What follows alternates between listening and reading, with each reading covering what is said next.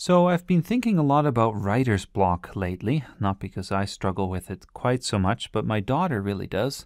She's 14 and she's very smart, but when it comes to writing essays especially, she gets stuck. She will look at the screen, right, or the page, and she just doesn't know what to write. She can have some great notes, she can have some great ideas, but transferring them onto the screen or the page is really difficult. And so I want to talk about this because I think a lot of people, when they try to solve the problem of writer's block, they immediately jump to particular solutions and suggestions. And I think the biggest thing to work on first is attitude and consciousness. We want to be self-aware. We want to figure out, well, what causes writer's block to begin with? And I think that's the first step to really finding a good solution. So to think about writer's block, I have constructed this kind of graphic here with a number of dials. And the idea is that you want to move the dials over on each slider in terms of how you feel comfortable about writing. And the main thing to avoid is the extremes. So on the right side here, we have writing with complete abandonment. You don't care what people think. You just write whatever comes to mind, and it's very subjective. It's kind of random. It's digressive, and that's okay. But if you do too much of that, there's really not going to be any direction to your writing. And so that's an extreme to avoid. But on the other hand, we have on the left side here, we have all these markers that have to do with writing with great caution. You want to follow the rules rigidly. You are afraid to kind of venture out on a limb. You are afraid of your audience perhaps. And you just really exercise a great deal of caution and you're super careful all the time. So the key then is for each of these dials is you want it somewhere in the middle, and it's up to you where you're comfortable with that. So there's lots of range here, but I'd like to suggest that as you think about writing that you try to avoid these extremes. And let's explain in a little bit more detail what these things actually are. So rigid rules, this is what happens when, for instance, you think you have to write exactly a 5-paragraph essay, let's say, or your thesis has to be this or that. It also has to do with tone and style. Okay, so things like writing in an academic style or voice. And if you're not comfortable with that, then it may feel like you're actually writing in a whole different language. Whereas the opposite, complete freedom, this would mean something like, well, I'm just going to write in slang, right? What we call colloquial speech. I'll just write whatever comes to mind. And I don't care about structure. I don't care about paragraphs. I'm just going to do whatever. So the main thing then in between is to write with purpose. You have a purpose, you have a goal in mind, and you're not going to follow all the rules rigidly at this point, but you really just want to make sure that that central point that you have kind of in the back of your mind, that you focus on that. And if you move a little bit towards freedom in terms of writing a paragraph that doesn't seem entirely related, but maybe it has a place later on, that's okay, right? So you want to find some kind of middle ground here. The next one has to do with premature editing, and this one happens all the time. I really see this with my daughter. For instance, one thing that will happen is that she'll write 3 sentences in a row, and they all use one word repeatedly, and that bothers her so much that she cannot go on to the next sentence. She needs to go back and fix it. She just doesn't want that kind of repetition. So here we want to make sure that we do just minor editing on the first draft. Leave it alone, right? And it's okay just to write in point form at first. You don't have to finish your sentence. Just write an idea, especially on a computer. This is very easy. Just write it down and move on, and later you can edit. But it is very difficult to do, and certainly the more experienced writers struggle with this even more. So if you write a lot, you may have a bad habit of doing a tremendous amount of premature editing. And then you just get bogged down in trying to fix every last mistake. The next one has to do with attitude, and this is where we want a certain amount of confidence, but not the kind of confidence that's completely careless, where we really just don't worry about what other people have to say.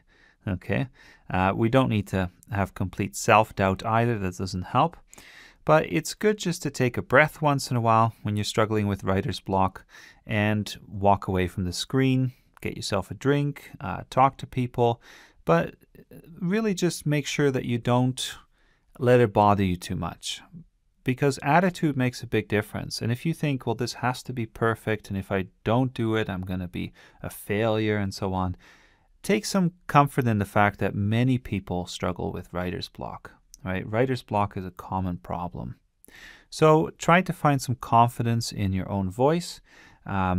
Forget about your audience for a little bit and just write for yourself. And I think if you do these kinds of things, then you can gain in confidence. Another thing to think about here is small steps. So think about the whole job in terms of these smaller increments or steps. And if you do that, then if you can kind of make a list of what you all need to do, and you knock off one, let's say, put a check mark in your by your list, and you can feel good about that, right? Reward yourself with chocolate or something. So take small steps. But do watch out for one thing, and this is what some experts in writing call incrementalism. So incrementalism. There is a danger in splitting everything up into these tiny little steps, and that's that you lose sight of the big picture. So again, don't get too focused on making one increment, one segment perfect. Just try to get some ideas down and then move on. And that relates to our next point here, which has to do with this notion of linear writing. So linear means really starting with point A and just going all the way to point B, right? When we think about writing, that's often how we approach a particular task. We start with we do some research first of all. We take notes. Then we make an outline, let's say. Then we write the introduction. And then we write our body paragraphs. And then we write the conclusion. And then maybe we'll get to editing, right? So we want to do this all in order. And the truth is that writing is messy. It doesn't all go in order. It's okay to be mobile. So maybe you have a great idea for a paragraph, one of your body paragraphs, and you don't see the whole big picture yet, but you know what you want to say about one point, then just start there, right? Start with your body paragraph, and as you write, you will discover what you want to say. So the process is very important. Think about writing as a process. And the other thing is that we really learn through writing. I keep reminding students about this notion that we learn through writing. It's not like we have all our ideas perfectly figured out before we start. In fact, as we force ourselves to write, as we struggle through the process, we discover what we actually wanted to think but did not think fully when we began. And even the greatest writers have this. So force yourself to write. Obviously, it's okay to walk away from the screen once in a while, but force yourself to put some thoughts down on paper because as you do so, your thoughts will become more clear over time. And that's just how writing really works. And then the last thing to think about is your personal interest in the topic. So if you are really distanced from it, if you really don't care about it, then you're not going to have much of an investment in the topic and you're not going to write with passion. On the other hand, if you're too personal, you may be too subjective and have a hard time reaching your audience. So that's why I suggest that you try to be interested and passionate, but you have a little bit of distance and objectivity as well. And in terms of beating writer's block in relation to this, think then about how you relate to your audience. How much do they know? How much do you know? What do you want to share with them? Why do you care about this? Right? Ask the big why questions. Why does it matter? And that's also one of the solutions to beating writer's block, and I'll talk about that in a separate video. And this is this notion that we should ask lots of questions because the answers will allow us to beat our writer's block. So if we ask questions about why are we doing this? Why do we care? how does this point connect to another point, and so on, then it'll be easier to overcome the hurdle of writer's block. Okay, so hopefully that helps a little bit, and hopefully just being conscious of what's bothering you will help you to understand that many people go through this, and that you can move the dials in different directions to try to become more comfortable with your writing.